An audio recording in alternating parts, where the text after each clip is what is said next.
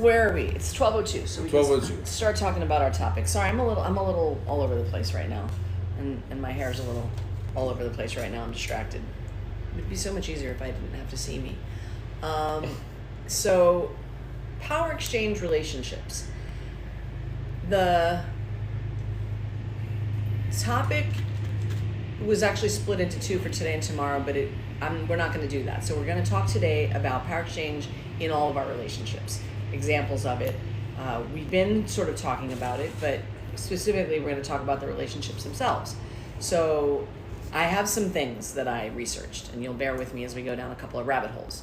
So in interpersonal interaction, the relative status, power, and or dominance of the participants reflected in whether expectations and behavior are reciprocal, and consequently in communicative style. Power relations are a key dimension in interpersonal communication. Oh, we need sources.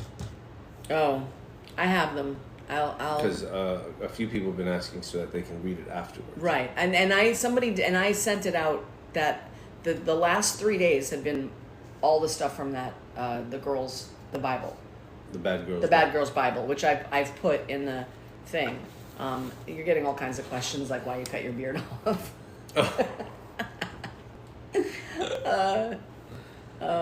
They got tired of it. Oh, I took out the thing to do that. And truth be told, I prefer it like this. I like it like that better. So. Yeah, majority rules. The master's not even the master of his own beard. It's like, ladies, can I keep it? No. Boo. So then it's gotta go. All right, I gotta put this up. I can't stand looking at it. All right.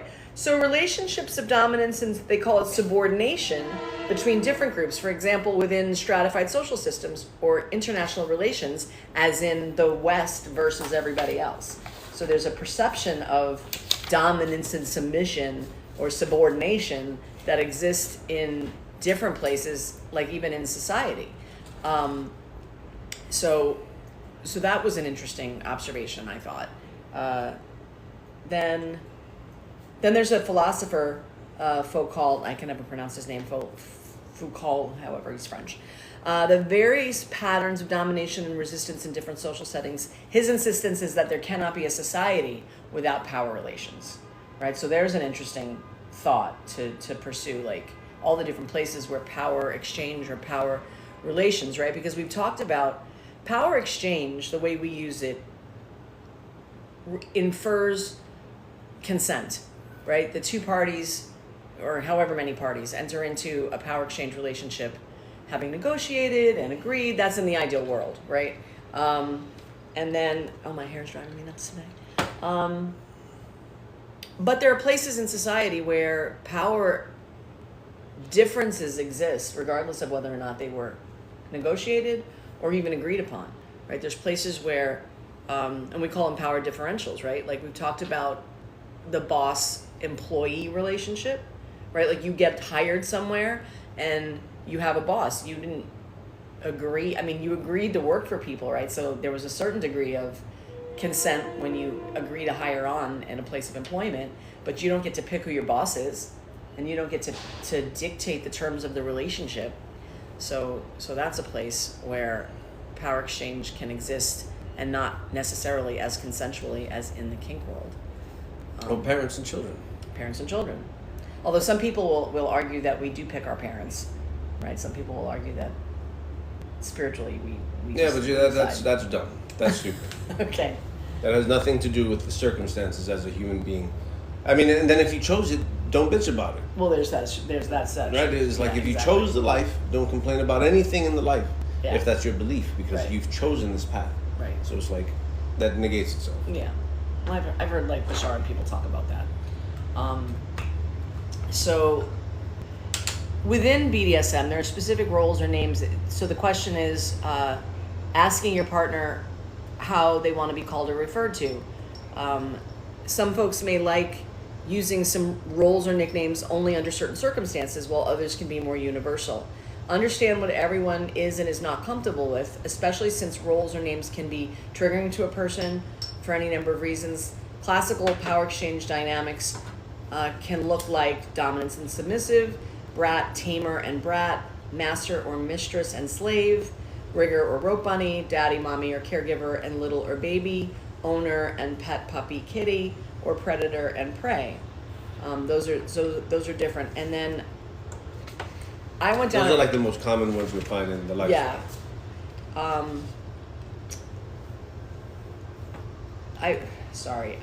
I went down a rabbit hole today. I apologize. One of the things that I was reading, and I don't know where I put it, was the idea that we can be in power exchange relationships with different people even at the same time. So it's possible to be a master to somebody's slave and yet be a submissive in another relationship. Like you could have a different dynamic where you're not necessarily on the same side of the slash in every relationship you have. Yeah, right? Which that's what we do. Yeah, and I kind of like that. I like the idea, like, because that takes away from that whole like the most subby a sub or the most domly dom. Like, you know, people who say they can't imagine being like on the other side of the slash. I feel like you're a more. It's very two-dimensional to me. To feel like I can only do this, I'm only on this side, I would never experience that. A, you're cutting yourself off from the range of human experience, or even kink experience, and I think it keeps you a little two-dimensional. Well, you got to ask why. What's keeping me from feeling that way? But that's not a single.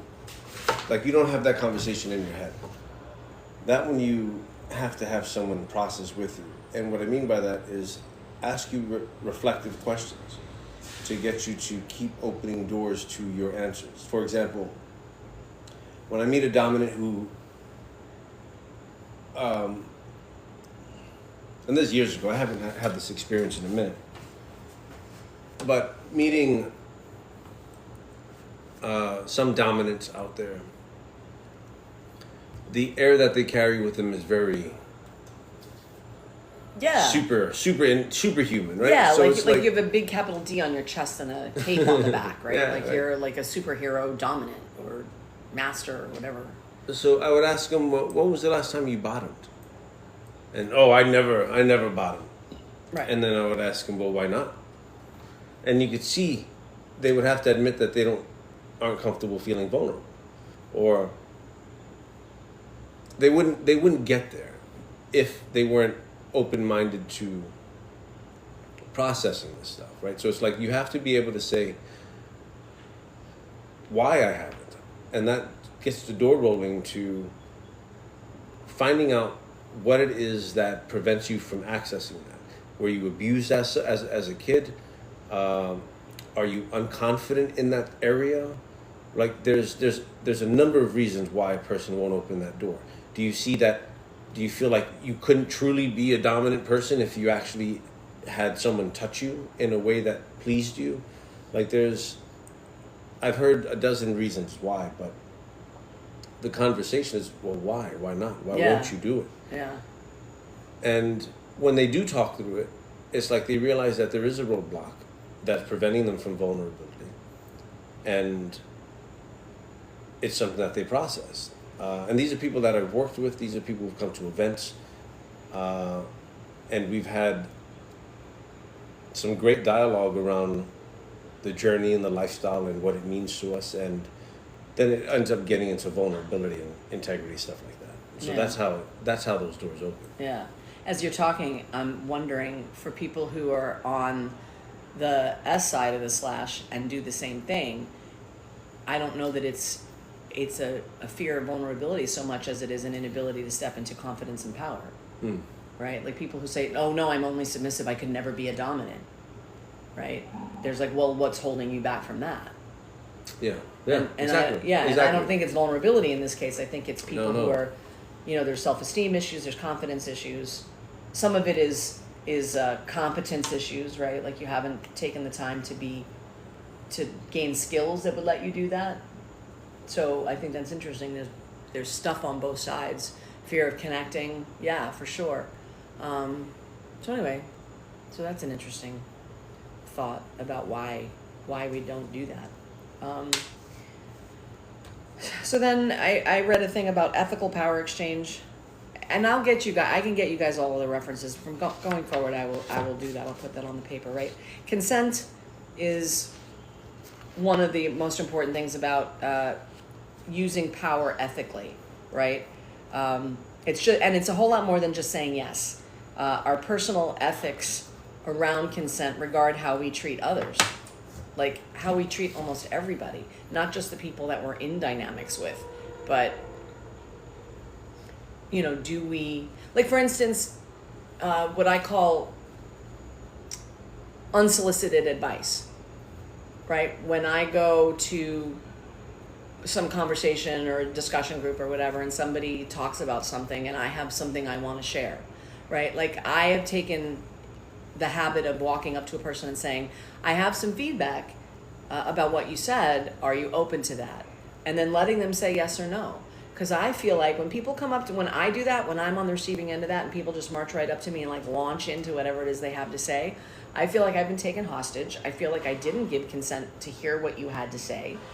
And so I think this issue about developing our sense of consent is part of personal ethics and regarding how we treat all other people, right? So I think that can be a thing. So hearing that, it's like I do my best to treat everyone. Now, I'm going to say this because I don't have better language for it at the moment. But I think I'm a nice person. I open doors. Thank you, sir. Thank you, ma'am. And I treat people as sirs and ma'ams, right? Like, I give right of way. I try to be courteous to everyone. And I don't try to take up more space than I need to. And it's like believing that every relationship, every connection is a power exchange at some point, in some facet. Are you an ethical human being? Are you governing yourself in relationships with? Do you know your morals, and are you acting on your morals in relationships with other people? Yeah. And it's like, that's just to be ethical and moral when dealing with human beings. Yeah, it's interesting because we go over this, but I hear it more clearly now, right? Your morals are sort of the things that you believe and hold as true, and ethics are almost the way you behave around them. Yeah. Right? How you engage with the world according to your morals or your values, right? But that's where your ethics come in, right? So I don't have to necessarily feel like treating a certain person with respect, but if I believe in that as a value, then I have to. Exactly. My behavior has to match my morals. That's why I zero people out as opposed to disrespecting. In the forgiveness thing. In the forgiveness thing, yeah. I don't fight fire with fire. I just erase you. You just don't matter. Like anyway. Like we go down that hole. yeah. No, I know. It could be a rabbit hole. But with when it comes to also like doing it professionally, and also hosting events on the community level, society, I aim to earn my honorific. And what I mean by that is I don't ask to be called anything. Anything that's given to me is given to me by the individual's choice. Mm-hmm. And then it's like I was talking the other day about I get my dominance from people feeling safe with me and trusting me. And when I say I get my dominance, I get my leadership.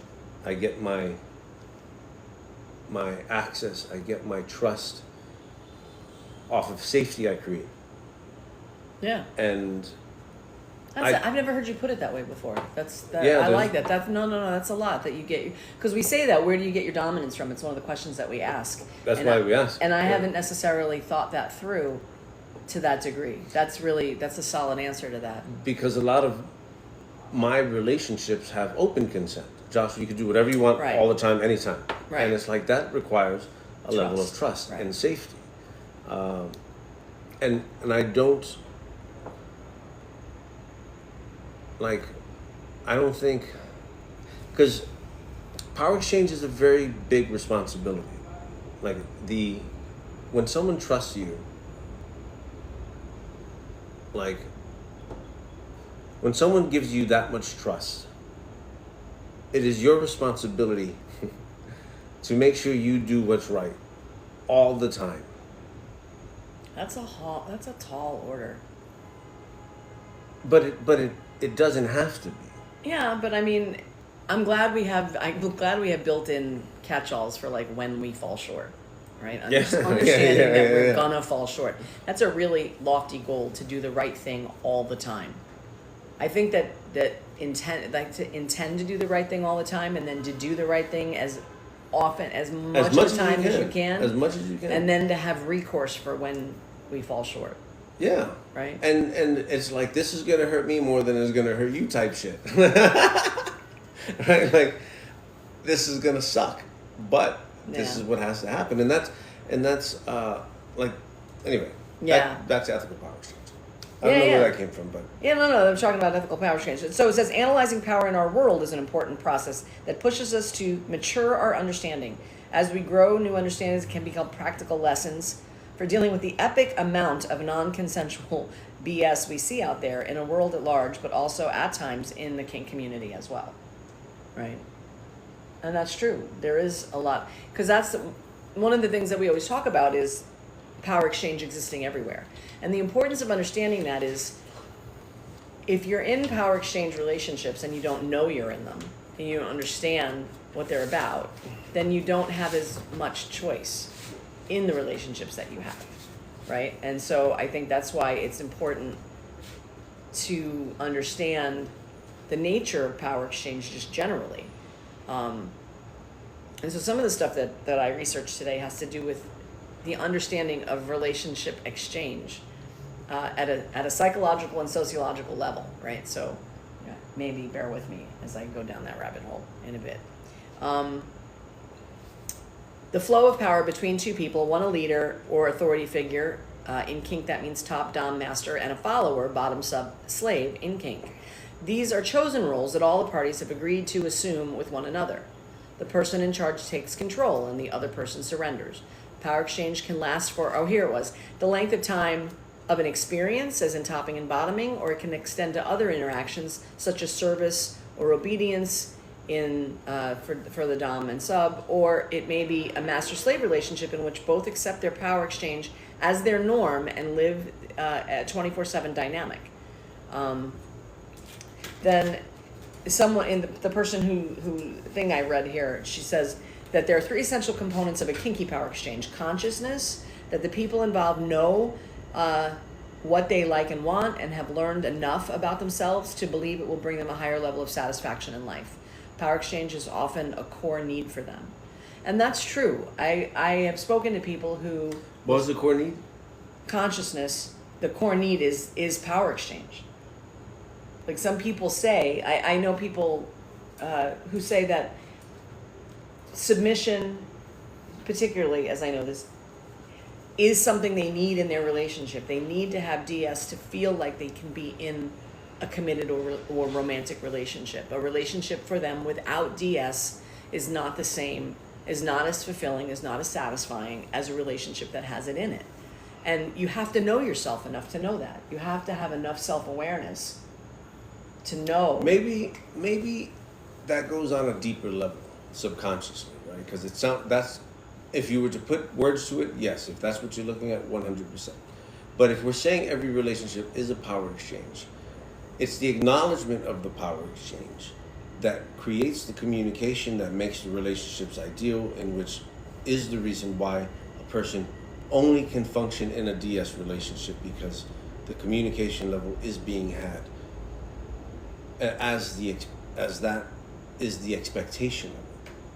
That makes sense. So the idea then, if there's power exchange in most relationships, and you're dealing with someone who's not conscious enough of them, then you're not having the same level of you're gonna fight all the fucking time. Right. You're gonna fight because let's say it's the couple that I was talking about. I was just thinking of that, right, yeah. where the guy's influenced by his culture and his region, right? He's from the mountains of fucking upstate New York. So he's conservative and he's got to be dominant.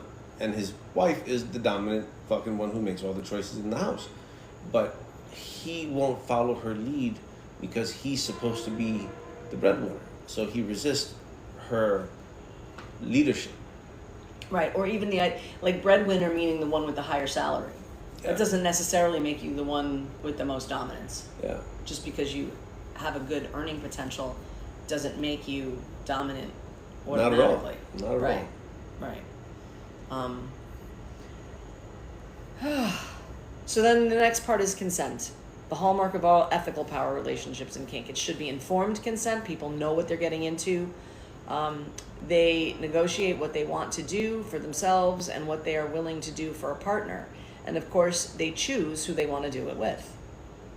Right? So that's the difference between, hopefully, at least the difference between sort of ethical power exchange relationships in kink and places in the world where you find yourself in power dynamics, whether or not you necessarily consented. Right? Like, you know, the one reference earlier made me think of like places where there's a caste system, right? You're born into a certain class of person in your society, and if you're not the top dog class, then you're subservient to the class that's ahead of you, and that exists in places in the world.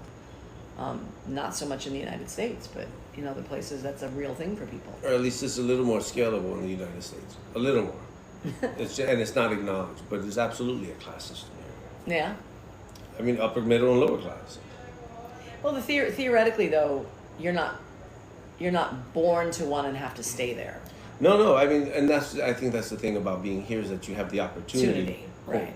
Opportunity, right? But then, people will argue that opportunity doesn't necessarily really exist for everyone. Yeah. Right. I get it. Yeah. I get it. So then, then clear boundaries. People create clear boundaries in order to get what they want and avoid things they don't like. And that's in this social thing that we're going to talk about in a second. They do this by having clear, frank communication with their partners. Unlike vanilla relationships, kinky folk discuss boundaries and limits before making any commitments. And I think that's true. They don't always. That's a lie. Say more. Theoretically, yes. Right. In theory, yes. Say that last fucking line. I mean, line again. Unlike vanilla relationships, kinky folk discuss boundaries and limits before making any commitments. No. Theoretically, yes. Theoretically. Fuck okay. no. Fuck no, that doesn't happen that way. Absolutely, that doesn't happen that way. I mean, let's say if you have... so... Unless you're in the community, it wouldn't make a lot of sense, right? But people connect and engage and play a lot and do a lot of dangerous things without even knowing a fraction of what the fuck they're doing, right? So let's say informed consent isn't happening. Okay. And then the committing to before once your hand goes on the body, you've committed. Right? And it doesn't have to be a lifelong thing. It's a pick-up play thing as well. Right. Or in long-term relationships, right? There's not a lot of, for example, I get a lot of my consent is yes until no. Right now, they've committed to that before knowing what the fuck we're going to be doing. Really? Yeah. I get full, when I say yes until no, and it's not CNC because we stop at consent. No, I don't want to do that. But the point that I can get us to that point of access, is a very real, it's a very real thing. But then you have to talk about the level of responsibility and the conversations we have to getting there. Right. So it's not like they don't consent. You don't have consent. You do have consent. This is for me generally, but this is these are. I'm bouncing across them. Maybe that's why it's confusing. Yeah. But there's a lot of times people engage. I would even say more often than not, if you go to play parties and you listen to the conversations people, not the conversations they are having, but the conversations they're not having, you would hear that. All right, that's fair. But then there are people who are morally sound and ethically well practiced. Yeah. Because of the responsibility that comes from not doing that. Right, shit. and I think for some people the experience, right? If you have an experience, if you don't know enough to navigate or negotiate or whatever. I have such a normal fucking thumb now. That's not cool. That's good. Oh. No, it's not good. Oh, this not, is the normal. bad one. Oh, that's the bad. I thought you were saying it was better. Sorry. But you have a bad experience, right? Because you didn't negotiate as much as you could have, or you didn't understand what consent, or you didn't have informed consent. If you're at all aware, you at least learn from it, so that the next time your negotiation, your idea of consent, your idea of informed consent has advanced, so that you're in your next opportunity for a dynamic, you can negotiate a little better, understand a little bit more, so your consent can be a little bit more informed. But I mean, there are people who serially go from one to the other and don't seek to enlighten themselves in any way, right? Even the way they approach people. Yeah. It's take me, do what you want. Right, and those are the people that don't know enough, right? They, when they say that, do whatever you want, they're not informed. They don't know what they're wanting to sign on for. Yeah. That's always that thing that I always use the meat hook reference for. I don't know how much of that I can say on TikTok, but at any rate, so then it says there's no one true way to this kind of happiness. It's up to you to figure out what really rings your bells, what suits your needs, your core needs, and your personality. You can be a daddy dom or master, a service sub, a service dom, a switch. You can be a slave to one person and a mistress to another. Here it is. One can even be a male dom in one relationship and a femme sub in another, or vice versa. Mm-hmm. Your kink style can be as fluid and versatile as you are. It was like Natalie, Mary, and Orly, Carmel. They're all dominant women. Right. And Karma in her relationship is the dominant in the relationship. Right. But it's like it's embracing the roles it's embracing the chemistry or connection or natural power exchange that we have with each other. Yeah. I mean, because you have to acknowledge it first. You have to know that it's there before you can embrace it, right? You have to understand that it exists. And I think, as we talked about, like you mentioned in Karma's case, but in other people's cases, like the guy from upstate New York, you can be in an exchange and not know you're in it. And fight it. And fight it. And right? resist. And fight it. And or go with it. And just, it's never pointed out, but it's the real thing. Yeah. And that can be too. I mean, when they say in vanilla, right? Like there's places where, power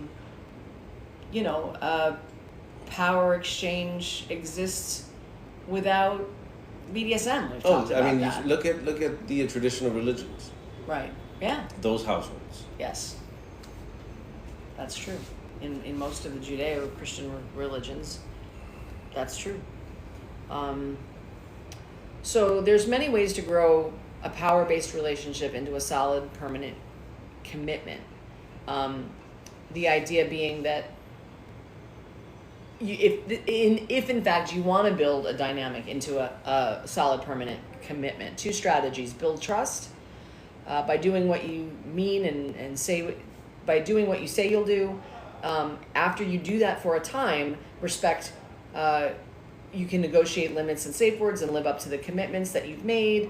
Then you build a foundation of trustworthiness that another person can count on. And I think that's what you talk about in terms of you do things that are trustworthy so that the people who are in dynamics with you trust you enough to do this yes until it's no. The foundation of that yes until it's no is trust. Yeah. Right? And you do things actively to build that trust by trying to be consistent, by trying to be of your word. By being able to admit when you're wrong. All those things help to build trust. And then exercise compassion is the other thing. Things won't always work out as planned, right? Your dominant or master is mighty and decisive. The sub-slaves rock. Or your submissive is a pleaser who will go all the way with you. We are all human beings, though, which means imperfect, sometimes flawed, or unable to follow through with our intentions. And we talked about that this weekend. Yeah. In one of the circles around, it's not if, but when you fail. Right. It's not if, but when you miss the mark and hurt someone. Yes. Well, and then what we talk about, because perfection is not a realistic It's not a real thing. target. Like, you're not going to be perfect all the time. Or even, like, unable to keep, like, we will accidentally, hopefully not harm, but hurt. Like, and harm may happen. It's how do you handle it? It's what do you do next? Yeah. And because hearing that, right, I just put myself into a vanilla setting outside on TikTok listening to this. And if you fail at something, work on it, but don't put anyone else at risk until you are better at it. Yes. You have to be responsible with your mistakes too. Yeah. And accountable. Yeah. Well, we had something like that happen in the intensive, right? There was somebody who's, we were doing a particular modality and their skill set was very small. And so they stepped into it believing that they could do it, and then a little while into it, they felt so uncertain or uncomfortable. They dialed right back. They dialed it back, and we agreed, you know, even though the structure of the class was that they were to do it for a little while longer, that person, they were in the role of top at the moment, so the person who was bottoming was okay with it. But we assured the person who was topping, like, your boundary can be, I don't want to keep doing this. I don't feel like I could keep from harming you or hurting you, and I don't want to do that. Like, that's a great way for your instinct to go, not to just like bluster on through when you're pretty sure you don't have the skill set to do it. And that's what we talk about in the classes, in the intensives. If there's a place that you want to make a mistake or learn and discover something about yourself, do it in an educational setting. Yeah. Right? Because imagine if this person was at home doing this with a partner, and the partner wants to be flogged, and they are not sure that they can stop it or say no. Because no one, it's easy to say that shit in chat rooms and online. Oh, just say no, just say no. Right. But when you're in the thick of it, and when you are trying not to disappoint someone, will That's you not the biggest say no? thing, trying not to disappoint. And I think that impulse exists on both sides of the side. Yeah, absolutely. Right. Both parties, I mean, if you have any compassion in you as a human being at all, have an interest in pleasing, you know, meeting someone else's needs or expectations, and you can get caught up in that, and it can be hard to say no. Yeah. The say no, the consent thing is it's romanticized in its simplicity. It's not so simple for a lot of people, especially when they're raised in certain ways, and they have been disempowered, their voice has been muted, they find safety in people pleasing. You know, it's cool to talk consent and say no and rights and voice and all that shit, but in the thick of it, even the best people have a hard time. Yeah. Even the best people have a hard time. I talk about an experience I had with a friend of mine, and it was like, you know, we were so in its flow, and it was like, to consider changing something, I saw myself and I laughed at myself, but it was a very real process, like, and it happens to the best of us. No, listen, I mean, we have a moment between us that goes back a while where I inadvertently violated your consent in the middle of play. That, the feeling that brings up for me still to this moment is horrible. I don't remember it. That's good. But I do. And I learned from it, but it's not who I feel like I am. I did it inadvertently, but I did it all the same. And so the only takeaway from that is to double up my efforts to make sure that I don't do that to someone, because it feels terrible to do it. So that's a thing. So, okay, so we're all imperfect, sometimes flawed, or unable to follow through with our intentions. We're diverse, unique individuals with more going on than our erotic lifestyle to think about. What? Right? No, not me, not Master Joshua. Yeah, like, almost for real, though. Yeah. So that's why things won't always work out exactly as planned. So plan forgiveness for small mistakes. Show genuine compassion, making time to really listen, and be forgiving for the small mistakes. Not for the ones that you, like, zero people out for. But sometimes we just are not able to be who we want to be. We're not able to be as any of the things. I'm not able to be as aware. I'm not able to be as compassionate. As tall? Well, as tall. Neither of us can Neither of us can do that. Yeah, so the power of mutual kindness cannot be overrated. for me, that's that thing that comes back to that Brene Brown thing that we learned, like, right, in any relationship. And I think this is true for dynamics too, right? Like, we both hope to show up every day at each of us at 100%.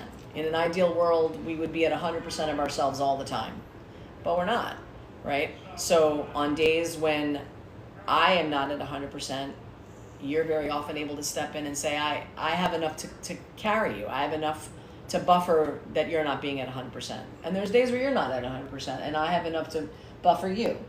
But when days when we're both like dangerously not at 100%, her thing is, what you have to do is decide how you're going to be kind to one another.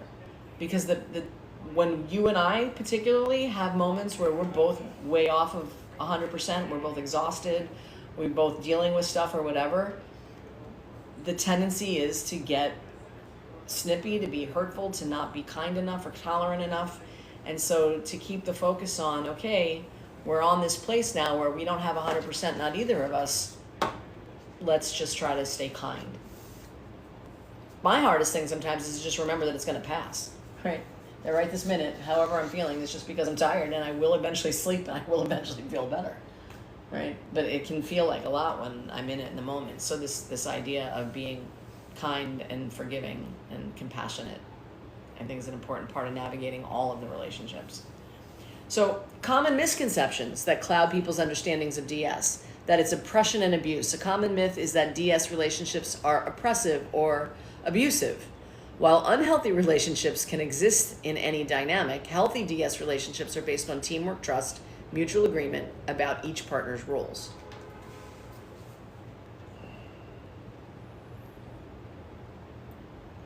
You look like you're like, No, when I started in the community, I would hear that from time to time.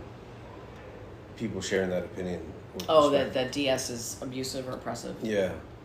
But I haven't heard that in a long time. There was this one woman in a wheelchair once out in Queens, maybe 3 years ago. But I stopped hearing it a while ago. That's cool. But I would imagine how wearing all that stuff. I was just thinking back on that. Yeah, no. Another misconception is that dominance or selfish or domineering. We spent a whole day talking about the differences between those two things. We just did. Yeah. At least an hour. Exactly. And then submissives is weak, right?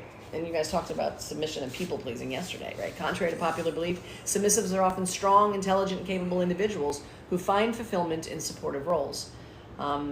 The author adds that successful leaders in various fields are submissive in their relationships.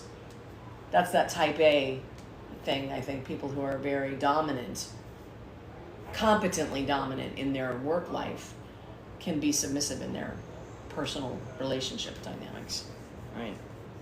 And then DS relationships are not synonymous with kink.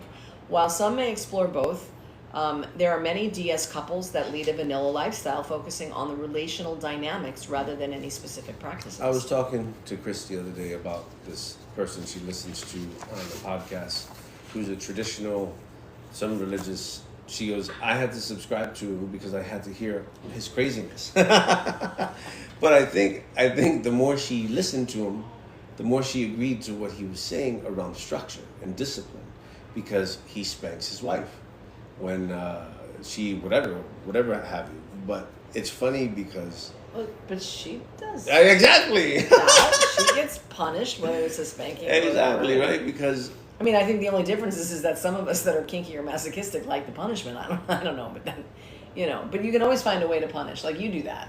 There's a difference between, I mean, I've seen that with your S types, right? That when it's punishment, no matter how much they enjoy like what we consider intense sensation, there's a way that you find punishments that's not enjoyable that makes it punishment. Oh yeah. Yeah. Yes. So there's that. You say such sweet things about me. That's true. So here's the thing that I found that's kind of the rabbit hole. It's called social exchange theory. It's a concept based on the idea that behavior is a result of an exchange process. According to this theory, people weigh the potential benefits and risks of their relationships. When the risks outweigh the rewards, they terminate or abandon relationships. The purpose of the exchange is to maximize benefits and minimize costs. right? So most relationships are made up of a certain amount of give and take, but it doesn't necessarily mean that they're always equal. Social exchange suggests that it is the valuing of benefits and the cost of each relationship that determine whether or not we choose to continue the relationship. And the example they hear is being asked out on a date. If you feel like the benefits of being on the date outweigh the costs, then you would say yes. Conversely, if you feel like the costs would outweigh the benefits, then you'll likely say no, right? And that's just a simple example of where we weigh costs and benefits in terms of our agreements to be in any sort of an exchange, right? That's like an onboarding thing, though. That's when the connection's made. Yeah. Yeah.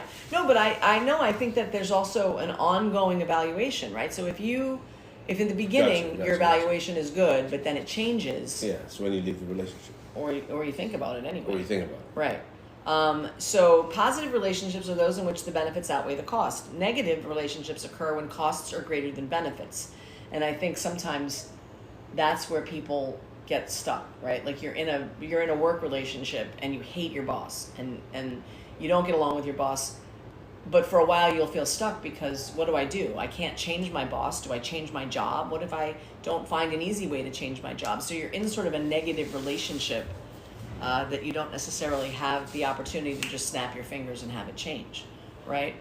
And then here's a way of evaluation. If your previous romantic partner showered you with tons of affection, your comparison level for your next relationship might be high when it comes to affection, right? If your next romantic partner tends to be more reserved and less emotional, then that person might not measure up to your expectations, right? So that's an interesting way to look at it. Like our expectations are based out of the things we've experienced in the past, right? So if you've always had poor relationships, your comparison levels at the start of a relationship will be lower than a person who's always had supportive and caring relationships.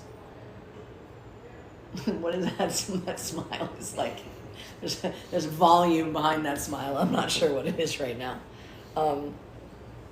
And so these expectations can appear within the work relationships as well. So then they talked about stages of relationships, and I thought that this was all very interesting.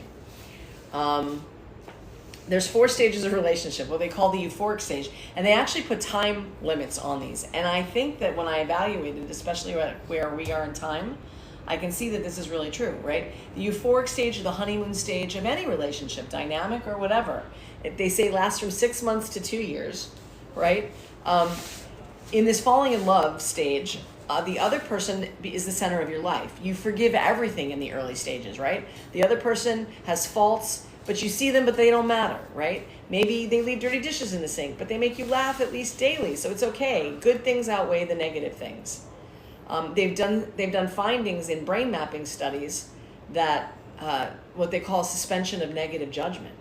In the early stage, many people show a decrease in activity in the prefrontal cortex, which is the part of the brain that has to do with negative judgment of people. So literally, your brain is handicapped in terms of when you're in a euphoric stage or the beginning of a relationship, you just can't see their negative sides, their faults, the same way that you would if you weren't in this stage, right? So the longer the couple can maintain, and then they say in general, the longer that you can maintain a suspension of negative judgment, the better the chances that the relationship will be successful, right? So when they followed up with participants, researchers that means if the person gets annoying fast, that's bad. It doesn't bode well for the long-term outcome of a relationship.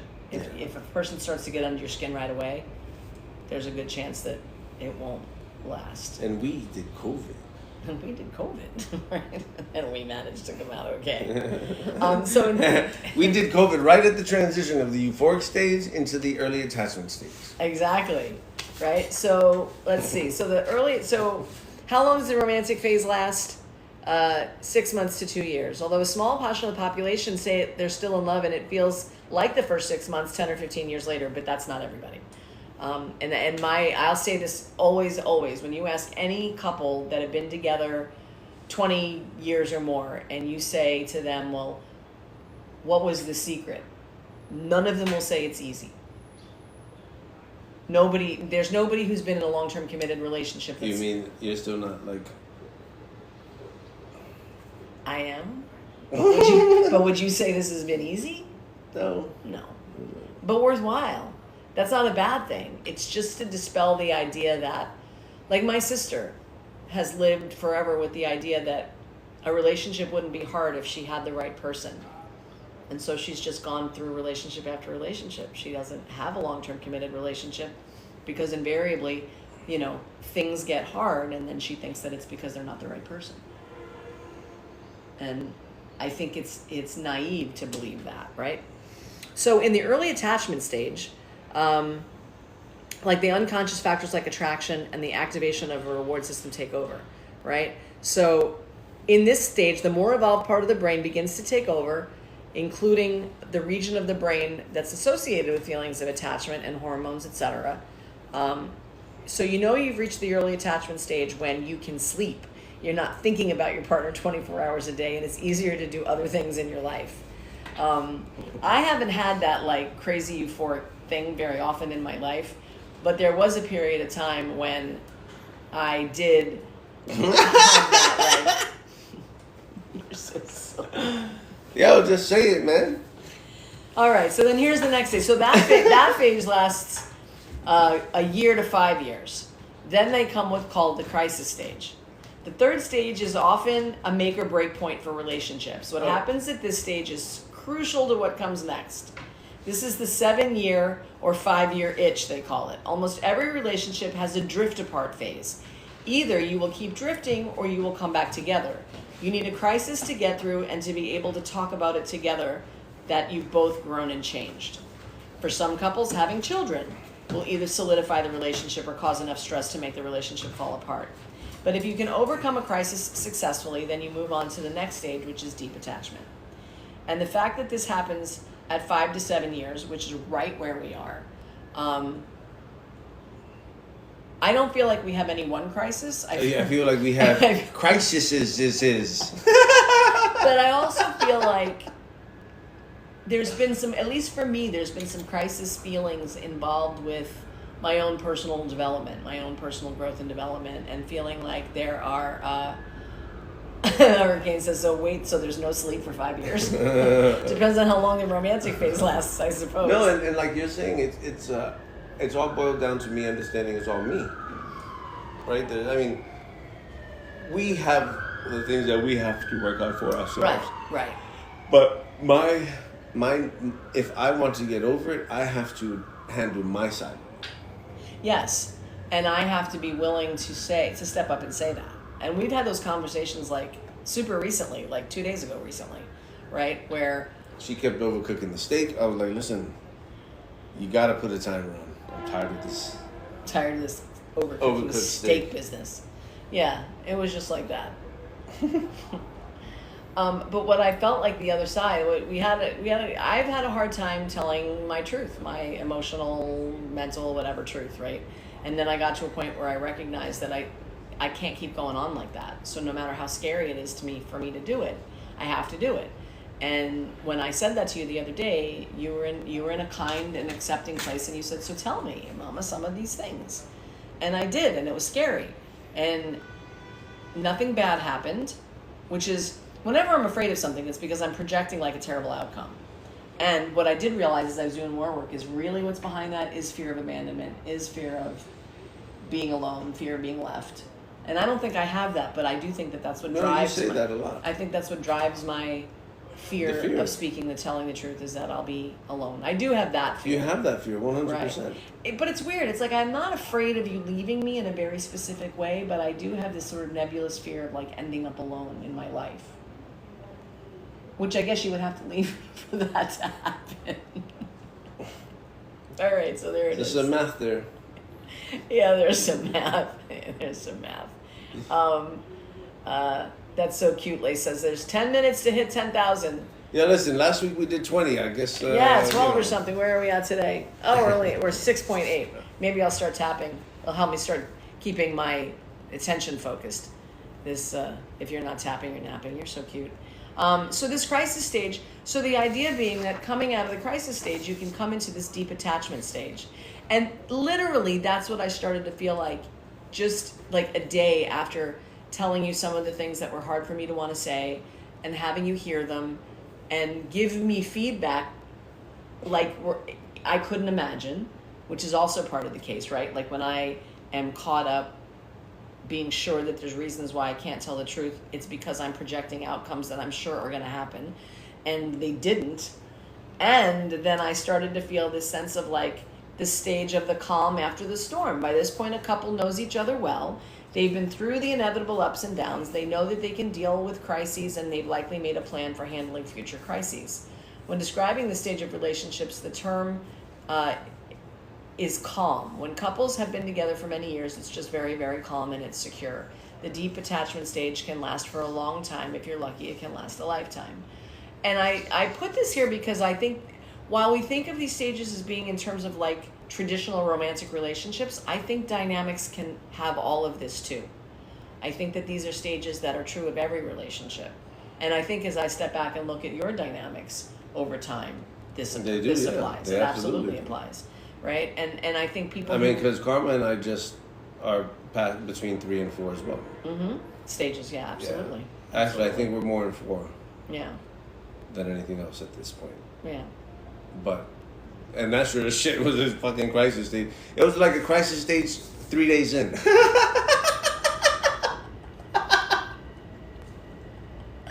Okay, that's fair. No, I love you, Karma. I didn't stay that way for a while. I love you, Karma. Yeah. And I think that's great, though. I think that's great that you feel like that's where your relationship is at now, that it's at a deep attachment stage. Yeah. And I feel 2 days into my telling of the truth at a different level, that there's hope for me for that too. And so, where are we now? Oh, we're at 53, just like that. So it says, how can we keep these things going? According to researchers, one of the most effective ways of keeping the spark alive is novelty. Studies have followed couples for years have found that doing new, exciting, and challenging activities together has huge benefits for relationships. I would offer that ethical non-monogamy does that. I would offer that being able to understand that we can't meet 100% of our partner's needs and that it's okay for them to get some of those needs met elsewhere is part of this novelty business. You don't think so? Oh, you'll have to come back and tell me what you think. Nope. Tell me. I think monogamy is shit on too much, and I think people are looking for answers outside of their relationships because looking for them inside is too much work. All right, that's fair. Having to talk about kinks and fetishes, and if the other person's not ready to talk about it and you are, what do you? It's a standstill. So what do you do? Right? As opposed to working on your shit in order to unpack your stuff, to understand your relationship with this stuff, kink and life and sex and all that stuff, so that you guys can have a real honest conversation about who am I, what are my needs, and how can we access them together. But that's a lot of work. But that's true regardless of whether or not the relationship's monogamous. That piece. But they look for it in other people and they don't find it there. Right. Well, if you're in a monogamous relationship, because what happens, no matter where, you should start there first anyway. Oh, and give it your best shot. Right. Don't just give it a shot. Right. Right. It's like, I tried, and now blah blah blah. It's like right. And that's the thing about developing long-lasting, deep, trusting, safe connections is sit down with me and tell me who you are, tell me how you got here, and tell me where you want to go, and let's just show each other our cards to the best of our ability with the best intention that we can all the time. Like that takes us to the beginning of the hour, right? It's like doing the right thing all the time. Right. That's how you get there. Yeah. Is by really laying the shit out. Because imagine if you started your relationships that way. Because you can't just abandon the relationships you are in the middle of when you have the self-awareness of, wait a second, there's shit about me that they don't know that I need to, it's like, it's the bags are there, the person's there, like, but it's easier to say, well, they're not into this, so let me find someone that is. Right, when we're talking about that kind of stuff. But I'm like going through a whole thing of my relationship with you in the light of what you're saying right here, right now, right? And I think every relationship can be evaluated according to what you just said. And that's why I tell you, I don't wish a fucking poly on my worst enemy. Because you have to do this across all your relationships for your relationships to have value. If you wanted to have the biggest fucking impact that you possibly can, you have to do this shit with everybody. Now, what time is it? 56. doing this shit has the greatest payoff in the world because we get to do. I kicked the can. I'm sorry. That's okay. No, that's fine. But we get to do. Us doing this work, while painful and stressful, it's never been harmful, and it's always been helpful, regardless of how painful it's been. Right. And the peak of my life was when I was able to be intimate with all of us at the same time, and there was no bad feelings whatsoever in that room, and everyone was in love with everyone. Everyone was loving everyone. There was no point of focus, and everyone was just pouring energy into each other selflessly, with no shame and no fear and nothing. It was just love. It was a beautiful day. Right? I agree. And that comes from doing this stuff. But do it with try it with one person first. Yeah. And see what you need after you give it your best shot. And it's like, can you do it by yourself? Yes, you can, but not. It's easier if you can find people to do it, to process this stuff with, to talk about it with, because it's like, it's worth it to build relationships that are built on truth and transparency to the best of your intention and ability, understanding that it's going to be something you always have to work on, and it's not made for everybody. Not everybody's strong enough to do that. And that's what we're doing.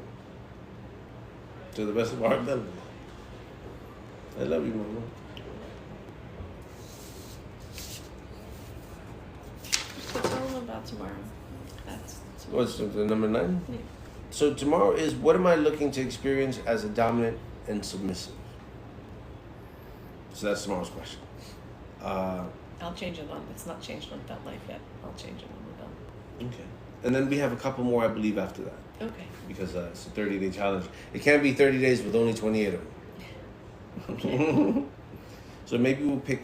If you guys have 2 questions you would like for us to maybe do on TikTok, message us and let us know, and we'll talk about those over let's do that. for the last couple of Give days. us some ideas of what you want to talk about. And an idea in programming. Tomorrow is what am I looking to experience as a dominant and submissive? 15,000.